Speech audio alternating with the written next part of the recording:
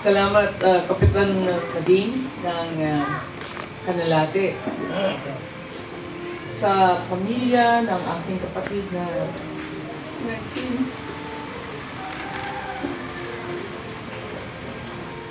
Sa aking mga pamangkin at inaano. Sa lahat ng mga kapitan na naririto at nakikisa sa luksong parangal ngayong gabi ito para sa aking kapatid na si Narcine.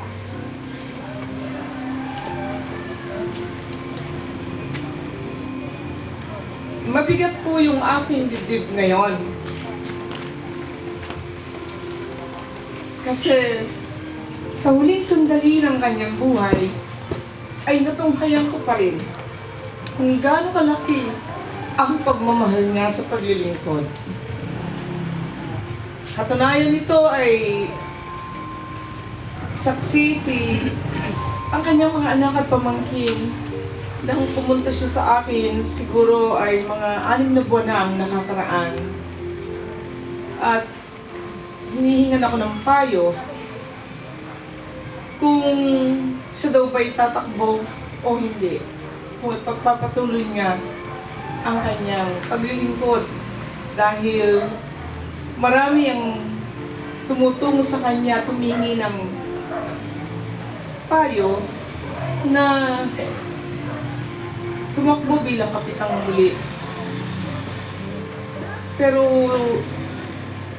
sinansala ko siya.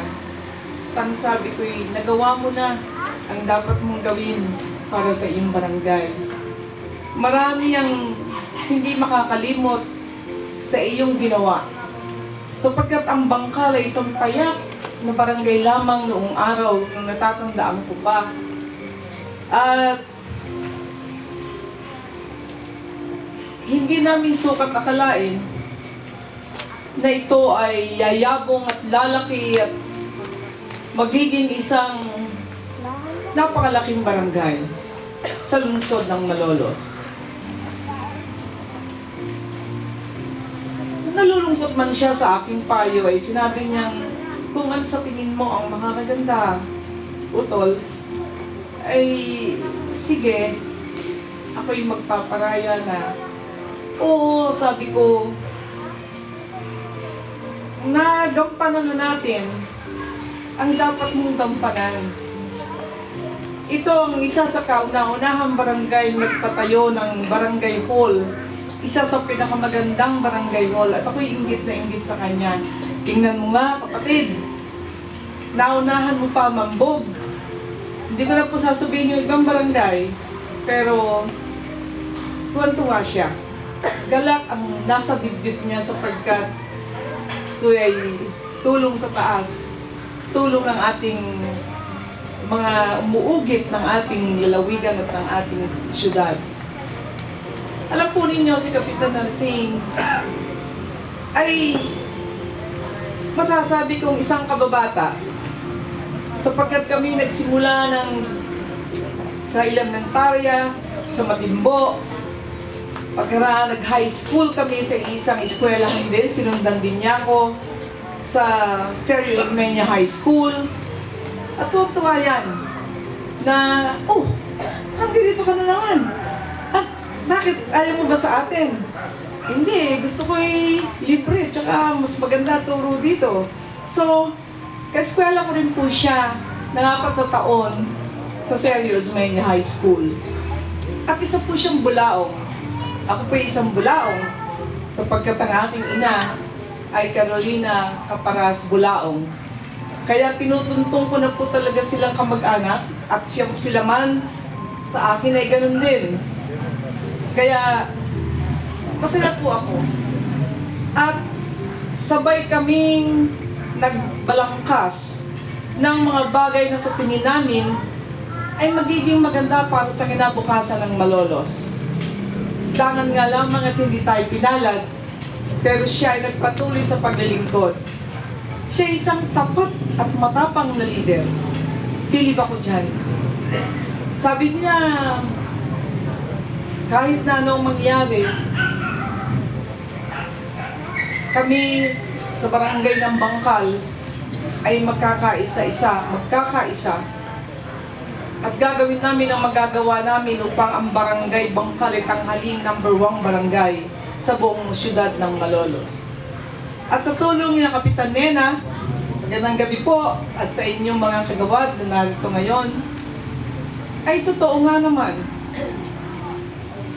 At hanggang sa siya'y ginupo ng isang mabigat na karamdaman. Pero bago nangyari ito, ay nakita ko kung papaano ang kanyang pamilya ay kanyang pinag-isang muli. Ang mga nag-aaway dito sa barangay ay pinagkaisa-isa niya. Parang Godfather Kapitan Mading, ano? He is the Godfather of Barangay Bangkal. At yung pong mga ilang araw niya dito sa ating barangay, dinadalaw ko po siya kahit papano. Nagtatrabaho na po kasi ako sa isang national government agency as a consultant.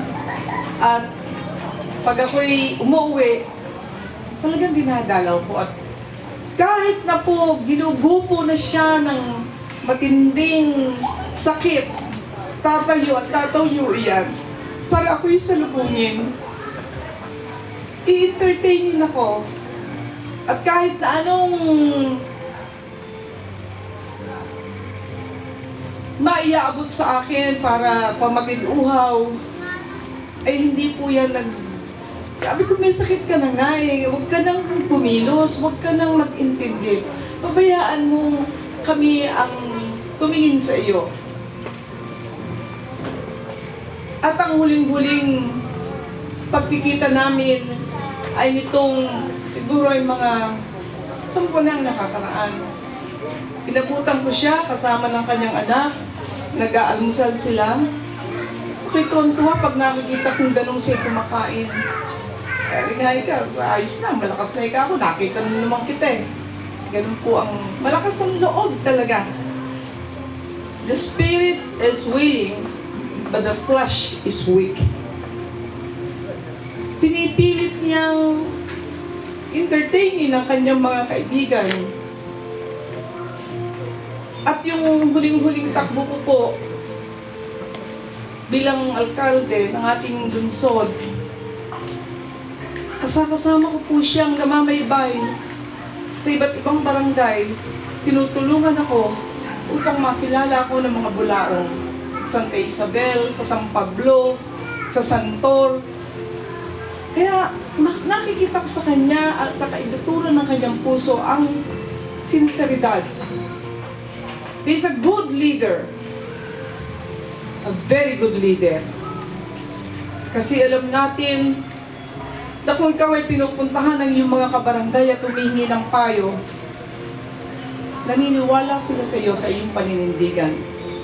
He is a good father sapagkat nakita ko kung paano ang kanyang mga anak ay nagmahal at nag-alaga sa kanya.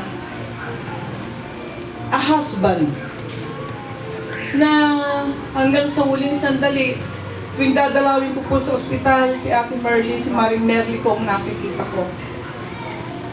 And he is a good brother to his sisters.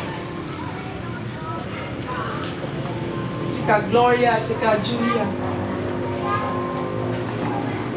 Salamat kapatid na nursing at naging malaking bahagi ka ng paglilingkuran dito sa ating bayan, sa ating syudad. Sana ay marami pang nursing na dumating dito sa ating lungsod at mag-alay ng kanilang sarili, mag-alay ng kanilang buhay hanggang sa huling sandali. Maraming salamat sa aking mga kapitan. Sinabi kong akin sapagkat sila naman talaga ang tumugaygay sa amin, sa akin, noong lalo nang itinatayo ang Group of 17 na yan. Kinatatakutan po ang Group of 17, pinangingimbuluhan at kinaiinggitan sapagkat Group of 17 delivers. Pag yan ay nangako sa iyo, yung Group of 17, kung nasa iyong panig, they will deliver. Hinahangaan ko po kayo at sa pamamagitan ng pagsasalita ko ngayon ko lamang nakita kayong mga hindi ko naman napapagmasdan sa tuwina na ako po kasi ay umuwi ng Biyernes ng gabi or Sabado ng umaga at umaalis uli ng Linggo. I'm working po sa Food and Drug Administration sa ilalim ng Department of Health. Isa po akong consultant doon. Kung meron din kayong mga pangangailangan, ay nandun lang po ako sa office ng Director General. So, kapatid, alam kong gabi-gabi pinagdadasal kita at alam kong nakangiti ka ngayong lahat sa amin. At pinagdasal ka namin na sana ay tanggapin ka ng buong puso ng ating Panginoon sa kanyang kaharian. Wala nang sakit. Ikaw ay mabubuhay na lamang na isang alagad ng Panginoon. At ipagdasal mo kami na narito sa lupa upang mabigyan ng direksyon namin ang mga buhay namin dito. Magkikita pa ulit tayo. At diyan, ikaw ang chairman ng reception committee. At sana ay itahimik mo ang iyong kaluluwa sapagkat ang iyong mga kaanak, kapamilya ay iniwanan mo na established, iniwanan mo na may tahimik na pamumuhay, mababait, hindi nasasangkot sa gulo, at pinagmamalaki ko sila. I am so proud to be part of their family. Maraming salamat po at magandang gabi sa inyong lahat.